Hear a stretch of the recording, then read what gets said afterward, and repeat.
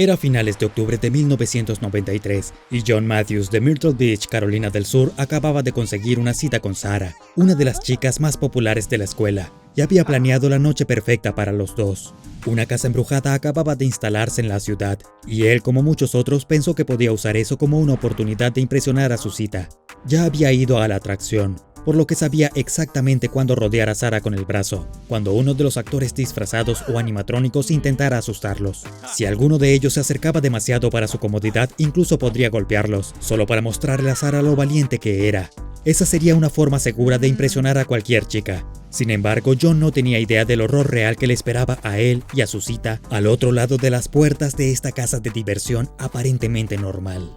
Al principio, la casa embrujada se desarrolló con normalidad. John se burló de las telarañas falsas y los esqueletos de plástico, asegurándose de que Sarah supiera lo tonto que se veían. Apartó a los actores vestidos como asesinos con hachas y les dijo que se mantuvieran alejados de su cita.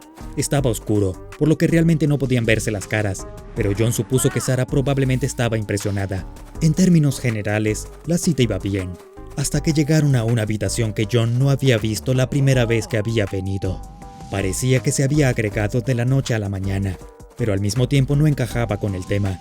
El tema de la casa embrujada de este año era Hotel Caníbal, pero esta habitación se parecía más al castillo de Drácula, con actores vestidos como el monstruo de Frankenstein, el hombre lobo y el mismo conde Drácula. Uno de ellos era incluso un doble del actor Vincent Price. John y Sarah observaron, confundidos, cómo los actores realizaban su rutina que, al igual que su entorno, parecía fuera de lugar. Fue totalmente trillado, lleno de juegos de palabras tontos y sustos muy básicos, aunque los efectos especiales fueron indudablemente impresionantes. Cuando John y Sarah atravesaron la habitación, el actor vestido de Drácula se paró frente a John y comenzó a fingir que lo hipnotizaba. De cerca se parecía mucho a Bela Lugosi, el actor que había interpretado al conde durante su primera aparición en la pantalla grande. Esto definitivamente desconcertó un poco a John, pero desafortunadamente este Drácula no tenía los talentos de actuación de Lugosi. «Estás bajo mi control», dijo Drácula, agitando los dedos hacia John y mirándolo. John, harto de esto, empujó al sujeto a un lado para pasar a la siguiente habitación, pero cuando lo hizo, sintió que algo andaba muy mal aquí.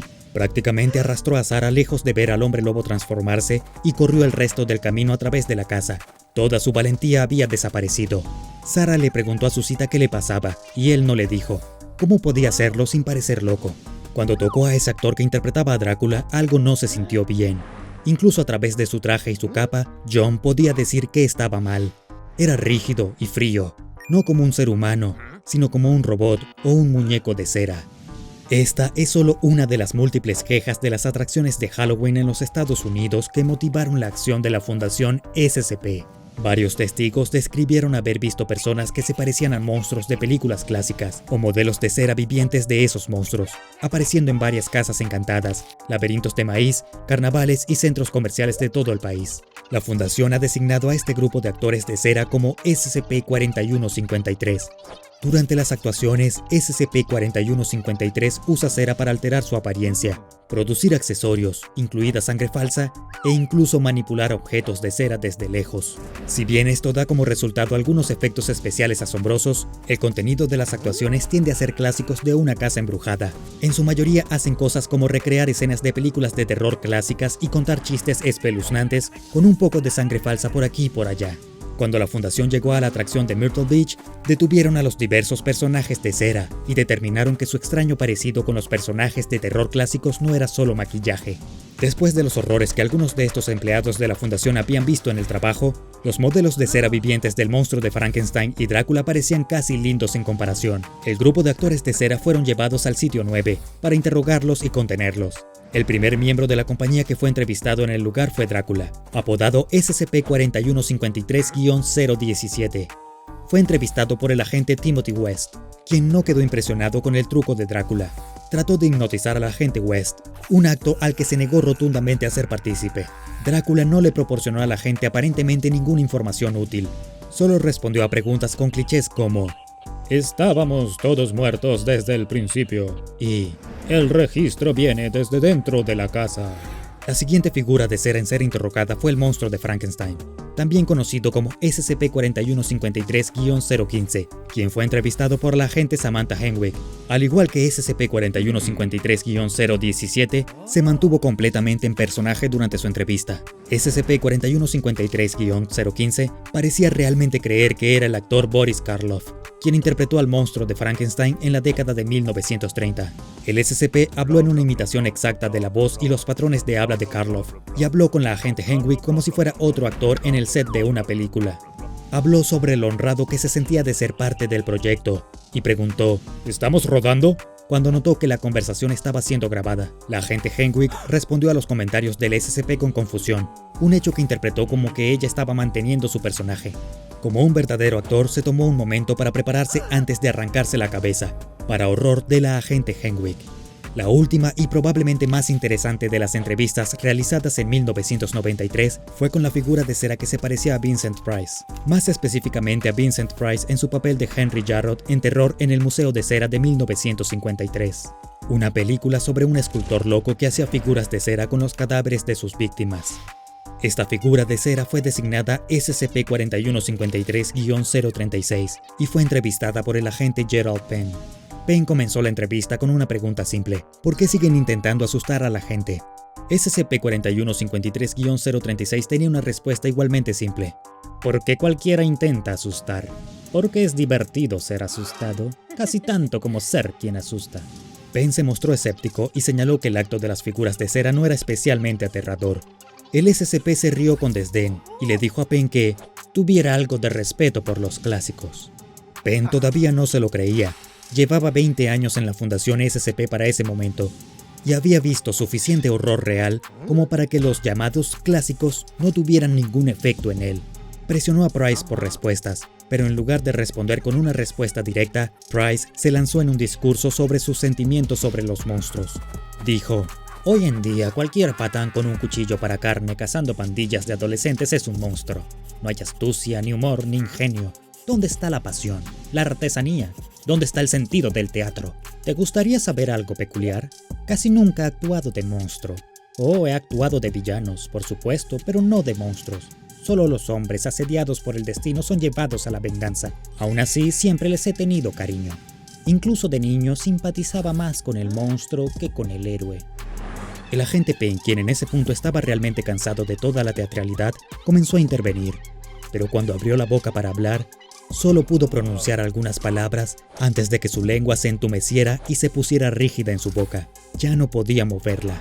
El agente Penn intentó hablar, pero su lengua era demasiado sólida y pesaba para hacer algo más que golpearse inútilmente contra sus dientes inferiores. Sintió que algo se desprendía dentro de su boca y esperaba que tal vez fuera la sensación de que su lengua estaba siendo liberada de cualquier hechizo que el SCP le había lanzado. Pero luego comenzó a sentir un desgarro y una pesadez pegajosa en la mandíbula inferior. El agente Penn extendió la mano y palpó el interior de su boca. Empezó a gritar indistintamente cuando se dio cuenta, para su horror, de que se había arrancado la lengua.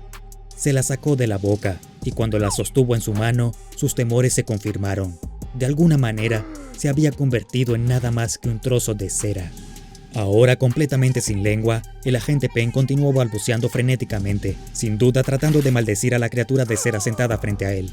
SCP-4153-036 finalmente prestó atención a la angustia de su entrevistador. Se volvió hacia el agente Penn con una mirada de desaprobación y decepción y dijo: «Oh Dios, tu lengua parece estar cayéndose.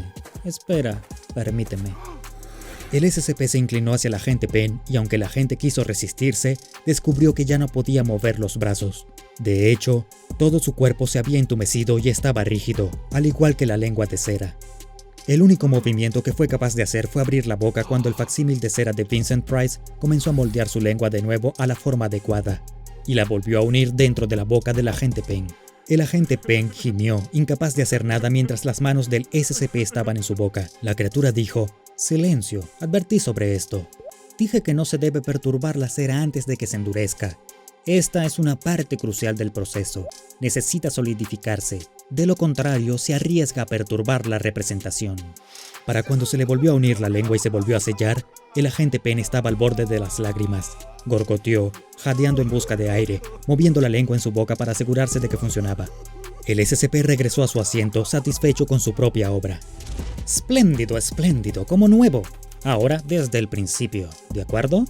El agente Penn respiró hondo, estabilizándose mientras SCP-4153-036 susurraba la palabra acción.